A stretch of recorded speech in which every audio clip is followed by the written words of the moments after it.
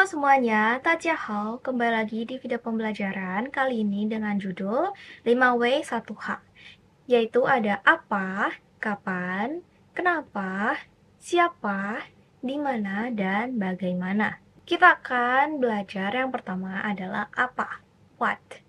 What itu bahasa Mandarinnya adalah 什么, apa. Di video sebelumnya kita pernah bahas tentang 这 dan 那. Untuk pertanyaan, kita pakai 这 saat barang ada di sekitaran kita. 这 artinya ini, jadi dekat dengan kita. Lalu 那 dipakai saat barang berada jauh dari kita. 那 artinya itu, kita menunjuk barangnya. Dan kita ada contoh percakapan. Yang pertama, A berkata, 这是什么? Dia menanyakan, ini apa? 这是什么? Lalu B berkata, 那是一颗苹果. Artinya adalah itu adalah sebuah apel. Jadi apelnya di sini itu sedang di dekat A, lalu B berkata, 那是一颗苹果. Lalu untuk contoh percakapan yang kedua, A berkata, 这是什么?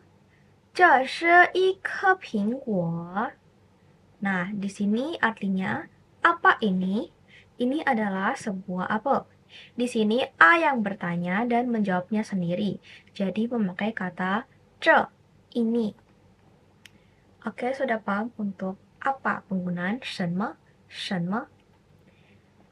Sekarang kita masuk untuk yang kedua adalah when atau kapan.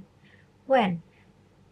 Bahasa Mandarinnya adalah 什么时候adalah kapan. Contohnya di sini kita akan melihat percakapan antara A, dia berkata, 我们什么时候见?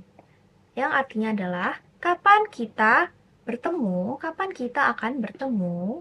Lalu B menjawab, 我们8月8日下午4点见. Di sini artinya dia membalas, kita akan bertemu jam 4 sore tanggal 8 Agustus. Di kalimat ini kita bisa menjawab dengan memakai struktur subjek, kemudian waktu, dan hal yang akan dilakukan. Jadi, subjek diikuti dengan waktu dan diakhiri oleh hal yang mau dilakukan. Jika kalimat di atas ingin menambahkan tempat, kita bisa menambahkannya setelah menyebutkan waktu. Menjadi subjek, lalu waktu, lalu lokasi, lalu hal yang dilakukan. Oke, sekarang kita lanjut. Yang ketiga adalah kenapa. Why. Kenapa bahasa Mandarinnya adalah 为什么? Untuk contohnya, di sini ada percakapan. A berkata, 为什么我们要学习? 为什么我们要学习? Yang artinya, mengapa kita harus belajar? Kenapa kita harus belajar? Lalu B menjawab, 因为学习可以知道很多新东西. Yang artinya adalah karena belajar dapat mengetahui banyak hal baru. Di sini kita bisa menjawab dengan memakai kata 因为 beserta dengan alasan yang mau kita bicarakan. Di kalimat ini, kita ada sedikit kosakata baru. Mari kita lihat sama-sama. Jadi, yang pertama, 学习 adalah belajar. Kita juga bisa memakai kata 学习 menjadi 我学习中文, yang artinya saya belajar bahasa Mandarin. Lalu kata 中文 bisa kita ubah menjadi apapun yang sedang kita pelajari. Misalnya, 我学习汉语, 我学习印尼语, 我学习英语. Seperti itu. Lalu lanjut ke nomor 2, ada 可以memiliki arti bisa. 可以. Lalu yang 3, 知道 adalah tahu. 知道 我知道 saya tahu. Lalu yang keempat ada 很 adalah sangat. 很. Lalu nomor 5, 多 adalah banyak. 多 很多 artinya sangat banyak. Lalu yang keenam ada sin artinya baru. xin. Lalu yang ketujuh ada tungxi. Tungxi artinya barang. Nah, barusan adalah beberapa kata baru yang ada di kalimat percakapan sebelumnya. Kalian juga bisa mempelajarinya dan menghafalnya sebagai tambahan di bab ini. Lalu kita lanjut ke 4, ada siapa. Hu, ada siapa. Siapa bahasa Mandarinnya adalah shui. Shui. Contoh percakapannya adalah A berkata, "Ta shi shui?" Yang artinya, dia adalah siapa? Siapa dia? Lalu B berkata, "Ta shi wo gege de pengyou." Yang artinya adalah, dia adalah temannya kakakku, temannya kakak laki-lakiku. Jadi, kita memakai kata shay untuk menanyakan orang yang tidak kita tahu. Dan kita di sini akan menjawab sesuai dengan siapa orang tersebut. Lalu, jadi cukup simple. Shay artinya siapa. Cara penggunaan juga sama seperti kita menggunakannya untuk berbicara bahasa Indonesia. Lalu yang kelima ada where, di mana. Di mana itu bahasa Mandarinnya adalah nali. Nali. Contoh percakapan untuk nali adalah A berkata, "你的学校在哪里？你的学校在哪里？" Di mana sekolah kamu? Sekolah kamu ada di mana? Lalu B berkata, 我的学校在我家旁边. Yang artinya, sekolahku terletak di sebelah rumahku. Kita memakai nali untuk menanyakan di mana.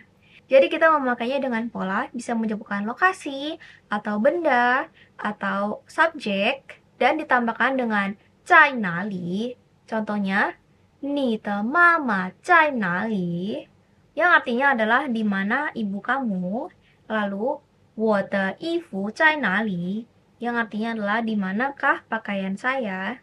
Dan untuk kalimat tadi menanyakan tentang sekolah, kamu berada di mana? Jadi kita akan menjawabnya dengan kalimat sekolah saya plus lokasi sekolah tersebut.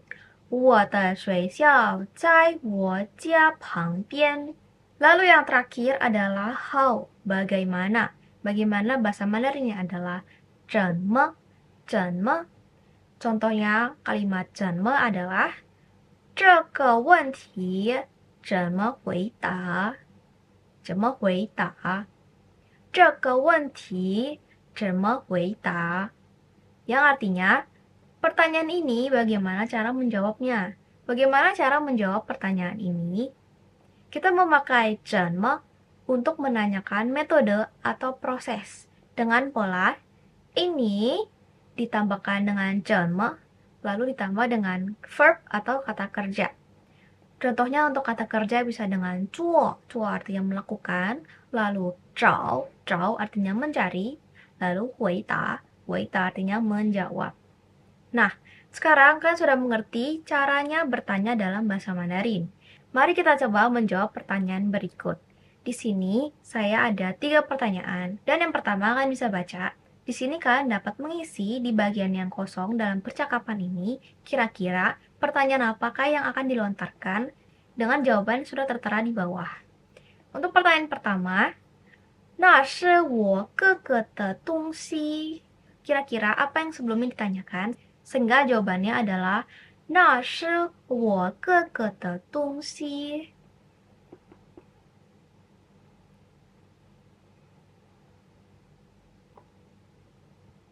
Oke, apakah kalian sudah menjawab? Sekarang mari kita bahas jawabannya. Di sini B menjawab, 那是我哥哥的东西. 那是我哥哥的东西. Artinya, itu barang kakak laki-laki saya. Kata kuncinya di sini adalah barang kakak laki-lakiku. Artinya, B memberitahukan kepada orang lain siapa pemilik barang itu. Oleh karena itu, pertanyaan A kemungkinan besar menanyakan tentang siapa pemilik barang tersebut, yaitu barang siapa itu, barang siapakah itu. Jadi jawabannya yang tepat adalah 那是谁的东西，那是谁的东西. Barang siapakah itu? Lalu pertanyaan nomor 2 di sini kita lihat jawaban B adalah 照片里的我在东明的旁边.